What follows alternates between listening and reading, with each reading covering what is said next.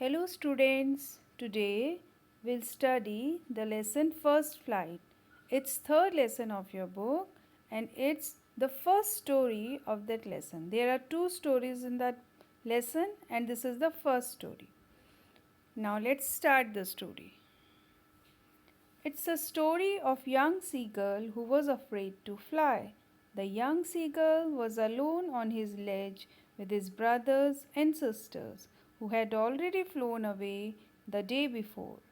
ये कहानी एक छोटे नन्हे सीगल की है जिसको उड़ने से डर लगता था। नन्हा सीगल अकेला पहाड़ी पे खड़ा अपने भाई बहनों को देखता रहता था जो एक दिन पहले से ही उड़ना सीख गए थे।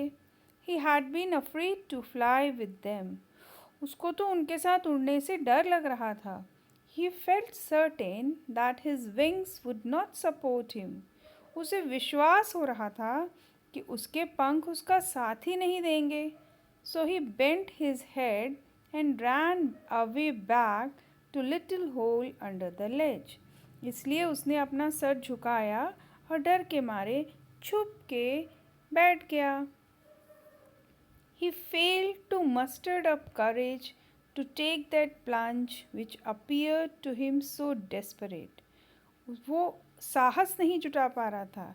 He was feeling very coward.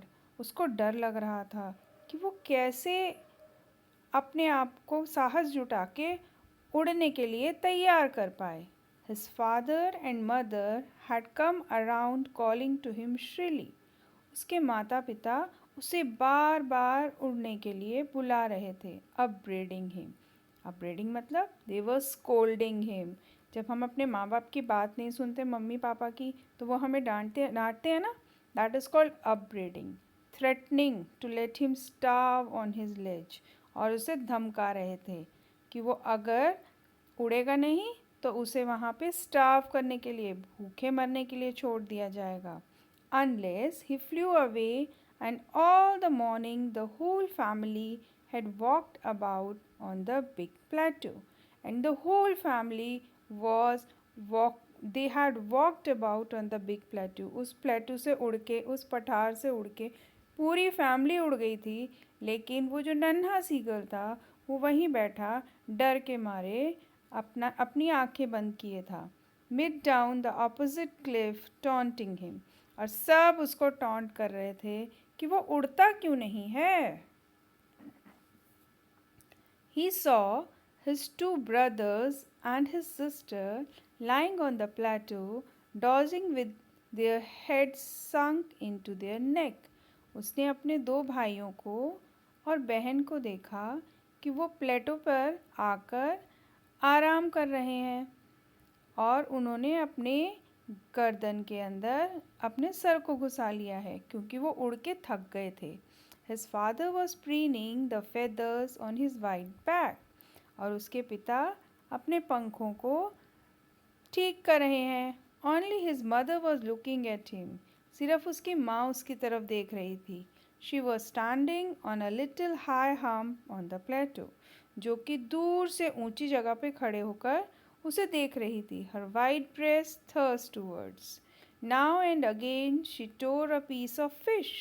तभी उसने एक मछली का टुकड़ा तोड़ा that lay at her feet and then scraped each side of her beak on the rock और उसे रॉक के ऊपर पत्थर के ऊपर मारने लगी। The sight of food maddened him. When he saw the food, जब उसने खाने को देखा he became mad. भूखा तो था ही वो पागल हो चला। गा गा गा he cried begging her to bring him some food. गागा की आवाज़ निकालकर वो अपनी माँ से खाना मांगने लगा। गाव कुला she screamed back. So the mother answered back. What she answered? She answered गा कुला. उसकी माँ ने दोबारा से जवाब दिया derisively. But he kept calling plaintively. लेकिन वो बार बार चिल्लाता रहा. And after a minute or so he uttered a joyful scream. और वो एकदम खुशी से पागल हो उठा। His mother had picked up a piece of fish and was flying across to him with it. अरे माँ तो एक मछली का टुकड़ा लेके उसी की तरफ दौड़ी चली आ रही थी, tapping the rock with his feet, trying to get nearer to her as she flew across. और वो उसके पास ही आती जा रही थी उड़ के. But when she was just opposite to him, she halted. लेकिन जैसे ही वो उसके सामने आई, पास आई, अरे वो तो रुक गई. He waited a moment in a surprise, wondering why she did not come nearer. वो हैरान होने लगा, माँ पास क्यों नहीं आई खाना लेके? And then maddened by hunger. Now he was mad with hunger. भूख से वो पागल हो रहा था. He dived at the fish. और वो मछली के ऊपर कूद गया.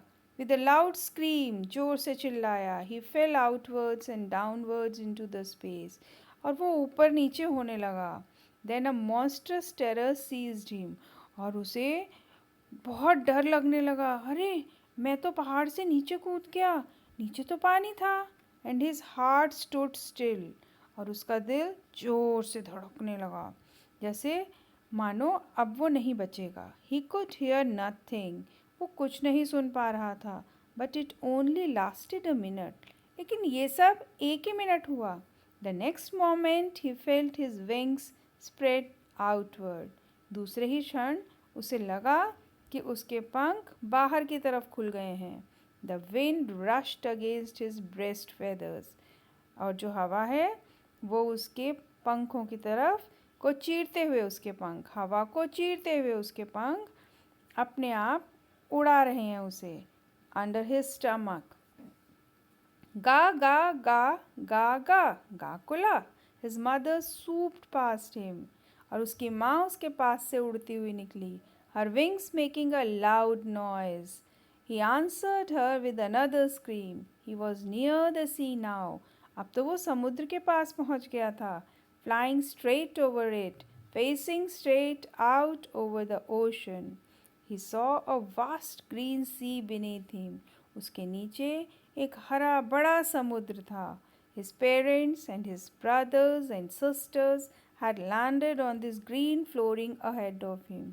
उसकी माँ, उसके पिताजी और उसके भाई बहन सब समुद्र के ऊपर पानी में बैठे थे. They were beckoning to him, calling shrilly. और वो सब उसे वहीं बुला रहे थे. His feet sank into the green sea. उसके पैर हरे समुद्र में डूब गए. Then his belly और उसका पेट touched it and he sank no farther. पानी को टच करने लगा. He was floating on it. और वो भी पानी पर तैरने लगा. And around him his family was screaming. और उसके आसपास उसका परिवार खुशी से चिल्ला रहा था. Praising him. And their beaks were offering him scraps of dogfish. और सभी उसे फिश खिलाना चाह रहे थे, मछली खिला रहे थे. He had made his first flight. इस तरह उसने अपनी पहली उड़ान भरी. Thus the young seagull made his first flight. इस तरह एक छोटे नन्हे सीगल ने अपनी पहली उड़ान भरी. और आपकी बुक का भी नाम है ना, द फर्स्ट फ्लाइट. ओके बेटा, अपनी टेक्स्ट बुक में से ये लेसन पढ़िएगा और इसको एक बार फिर से रिवाइज करिएगा.